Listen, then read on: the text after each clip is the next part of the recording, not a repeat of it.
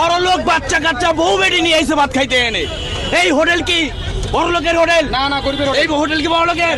গরিবের জন্য এটা গরিবের হোটেল। কোন বড় লোক যাদের সামর্থ্য আছে তারা এই হোটেলে ভিড় করবেন না, ঠিক। তারা ভিড় করবেন না। ভিড় করলে মান সম্মান নিয়ে যেতে পারবেন না। কি বলেন?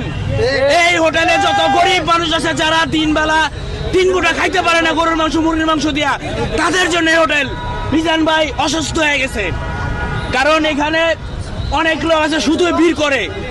তো আমরা এই যে দেখেন মিজান ভাইয়ের দোকানের স্টাফ আছে, তাদের কিন্তু পাইছি। ভাই বড় লোকের জন্য আসলে এটা দরকার নেই, এটা বড় লোকের জন্য।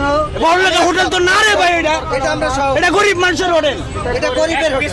আর যারা যারা ইউটিউবার কন্টেন্ট ক্রিয়েটার আছে তাদের উদ্দেশ্যে বলছি, শুধু শুধু ভিড় করবেন না। শুধু শুধু ভিড় করলে এইভাবে সাধারণ মানুষ খেতে পারে না। প্রয়োজনে একদিন ভিডিও নিচ্ছেন, এক সপ্তাহ পরে আসেন। রেগুলার কি রে ভাই এত?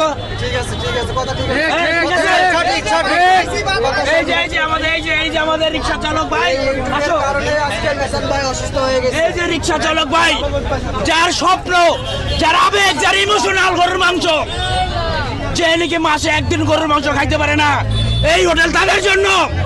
এই হোটেলে যত গরিব মানুষ তারা আসবে। বড় লোকরা আসলে অবশ্যই আপনারা পোশাক আশাক দেখে খাবার দিবেন। ঠিক। প্রয়োজনে জিজ্ঞাসা করবেন আপনি কি গরিব না বড় লোক। সন্দেহ হইলে কোন বড় লোকের জন্য এই খাবারের হোটেল বন্ধ। ঠিক। কি বলেন? সহমত, আমরা সহমত। আমরা সহমত। বড় লোকের জন্য মিজানের হোটেলে খাবার বন্ধ। ঠিক। তুমি খুশি? এই যে খুশি।